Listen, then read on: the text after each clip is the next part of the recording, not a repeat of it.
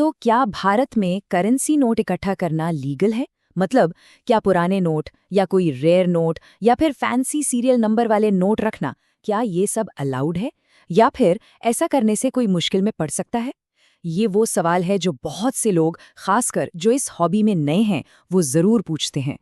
और आज हम इसी सवाल की तह तक जाएंगे, क्योंकि हम मानते हैं कि हर नोट सिर्फ कागज का टुकड़ा नहीं होता, वो अपने आप में एक कहानी कहता है।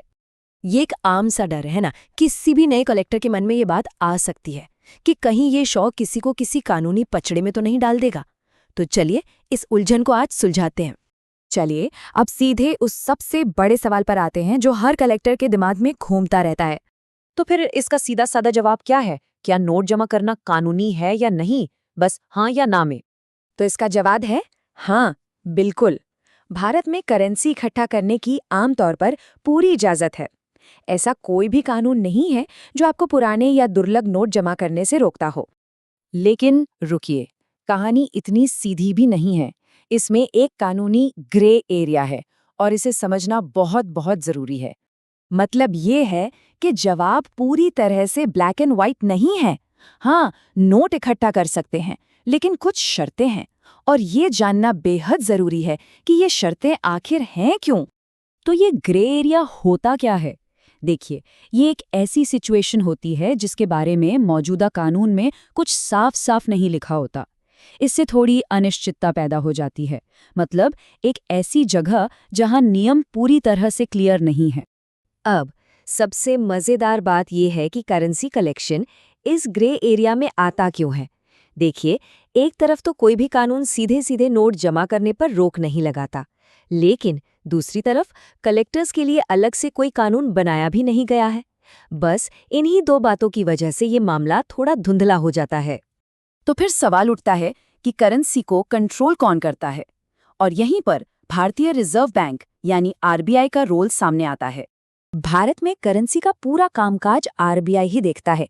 मतलब नोटों के छपाई से लेकर उनका सर्कुलेशन और सबसे जरूरी चीज लीगल टेंडर का स्टेटस, ये सब आरबीआई ही तय करता है। पर यहाँ एक बहुत ही दिलचस्प बात है। आरबीआई नोटों को पैसे की तरह देखता है, एक कलेक्टिबल या कलाकृति की तरह नहीं। इसलिए वो कलेक्शन की हॉबी के लिए कोई खास नियम कानून नहीं बनाता। उनका काम पैसे का मैनेजमेंट है, हॉबी का नहीं। और यहीं से हम उस सबसे जरूरी कानूनी बात पर आते हैं जिसे हर कलेक्टर को समझना ही चाहिए अगर वो इस हॉबी को सेफली एंजॉय करना चाहते हैं। ये शब्द है लीगल टेंडर या वैध मुद्रा।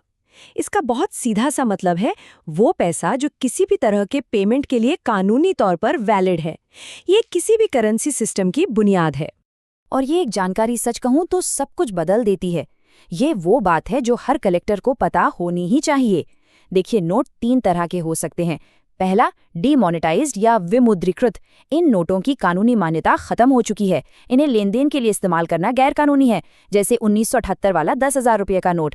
दूसरा है विड्रॉन, यानी चलन से वापस लिया गया। ये बहुत दिलचस्प है क्योंकि ये अभी भी लीगल टेंडर हैं। इन्हें अभी भी इस्तेमाल या एक्सचेंज किया जा सकता है, जैसे 2005 से पहले छापे गए नोट। और आखिर में इन सर्कुलेशन, यानी जो नोट अभी चलन में है, जिन्हें हम रोज इस्तेमाल करते हैं। तो सबसे बड़ा और सुनहरा नियम ये है, कलेक्शन करना बिल्कुल ठीक है, लेकिन डीमोनेटाइज्ड करेंसी से लेन देन करना वो कानून के खिलाफ है। यही वो लाइन है जिसे किसी भी हाल में पार नहीं करना है। तो फिर इस पूरी बातचीत से एक कलेक्टर के लिए क्या जरूरी बातें निकल कर आती है? मतलब निचोड़ क्या है? इसे हम 3 आसान स्टेप्स में समझ सकते हैं। पहला, हाँ, नोट इकट्ठा किए जा सकते हैं, इसमें कोई दिक्कत नहीं। दूसरा, आरबीआई का काम करेंसी को गवर्न करना है, कलेक्शन की हॉबी को नहीं। और तीसरा और सबसे जरूरी, अपने कलेक्शन के हर नोट का लीगल टेंडर स्टेटस जरूर जानें।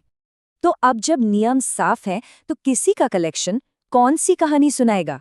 याद रखिए, ये सिर्फ कागज के टुकड़े नहीं है, ये इतिहास का एक हिस्सा है। जाइए और अपनी कहानी इकट्ठा कीजिए।